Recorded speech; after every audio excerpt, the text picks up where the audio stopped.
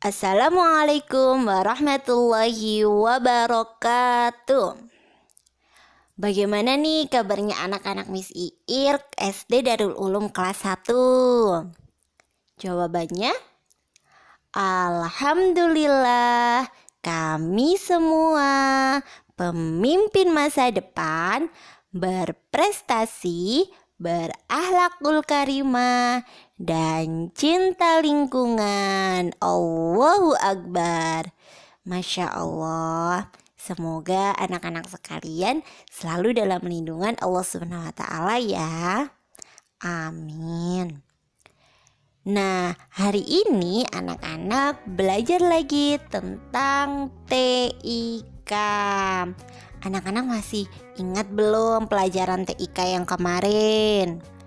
Minggu kemarin kita belajar mengenal TIK. Apa sih kependekan dari TIK? Kepanjangan dari TIK? Iya, TIK merupakan kependekan dari teknologi, informasi, dan komunikasi. Ngomong-ngomong soal komunikasi, hari ini kita akan belajar mengenal alat komunikasi. Nah, anak-anak, alat komunikasi itu dibagi menjadi dua. Alat komunikasi yang tradisional dan modern. Kalau yang tradisional itu yang jadul. Jadi yang sudah kuno, sudah lama, dan masa sekarang jarang sekali digunakan lagi. Tapi kalau yang alat komunikasi yang modern itu yang canggih, yang terbaru, yang sering kita gunakan di era sekarang. Nah, mari kita sekarang melihat apa saja sih alat komunikasi tradisional dan yang modern. Anak-anak sudah siap? Mari kita belajar bersama-sama. Jangan lupa dicatat ya. Alat komunikasi tradisional atau alat komunikasi yang sudah tua, ini ada apa aja ya? Mari kita lihat. Yang pertama ada kentongan. Anak-anak sudah tahu apa itu kentongan? Seperti gambar berikut.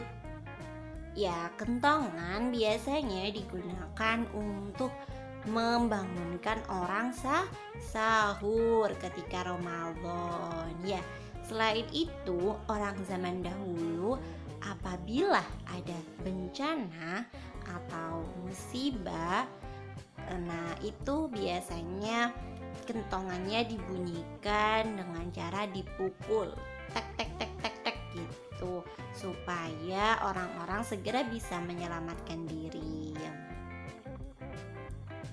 Selanjutnya di sini ada beduk anak-anak. Nah, beduk termasuk alat komunikasi karena digunakan untuk menginformasikan bahwa waktu sholat sudah tiba. Iya, biasanya beduk ini dibunyikan dengan cara dipukul sebelum azan dikumandangkan. Seperti itu. Selanjutnya di sini ada lonceng. Gambar ini yaitu gambar lonceng anak-anak.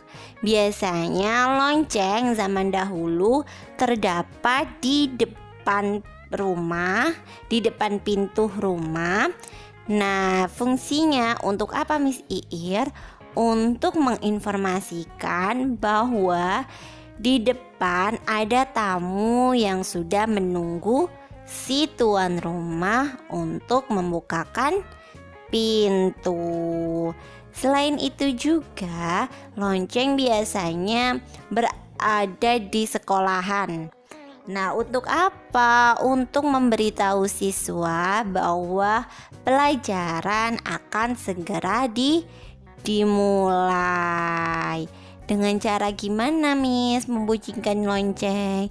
Nah, itu kan ada talinya ya anak-anak. Itu bisa ditarik atau digeser ke kanan dan ke kiri. Begitu. Nah, selanjutnya kita akan belajar tentang alat komunikasi modern. Ada apa aja? Mari kita simak. Yang pertama ada bel. Nah, bel ini juga difungsikan sama anak-anak seperti lonceng. Akan tetapi bel ini sudah sangat canggih karena membunyikannya hanya cuma dipencet saja, dan itu bisa menghasilkan suara ke seluruh penjuru yang dikehendaki. Jadi jangkauan atau suaranya itu lebih keras. Jadi semuanya itu bisa terdengar. Kalau yang lonceng tadi suaranya terbatas, kalau bel ini suaranya lebih keras. Selanjutnya di sini ada komputer. Kenapa Miss, komputer kok termasuk alat komunikasi?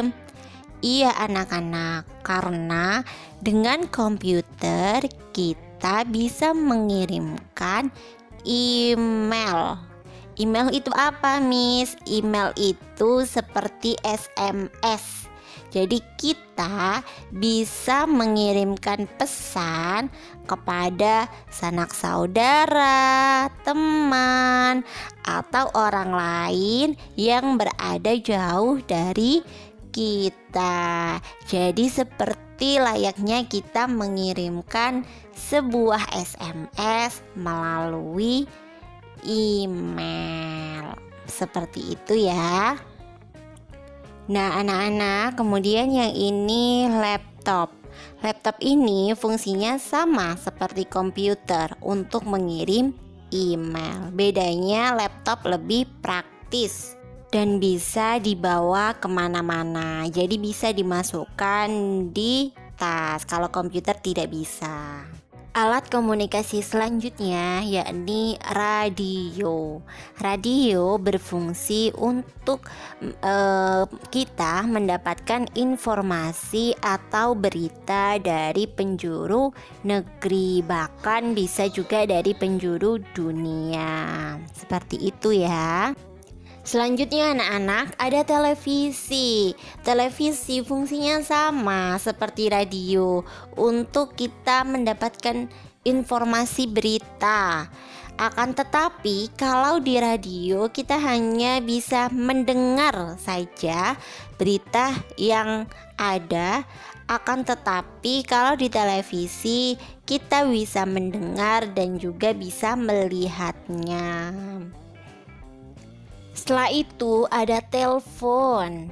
Kalau telepon seperti yang Bu Ir tampilkan ini, yaitu namanya telepon kabel. Biasanya digunakan di rumah, kemudian di kantor-kantor. Nah, fungsinya ya untuk menelpon, untuk menghubungi orang atau teman, kerabat yang berada jauh dari kita. Selanjutnya di sini ada HP, anak-anak, handphone. Sama, digunakan juga untuk menelpon. Akan tetapi HP juga bisa digunakan untuk mengirimkan pesan. Jadi kita bisa SMS juga untuk mengirimkan sebuah informasi kepada orang yang jauh dari kita keberadaannya.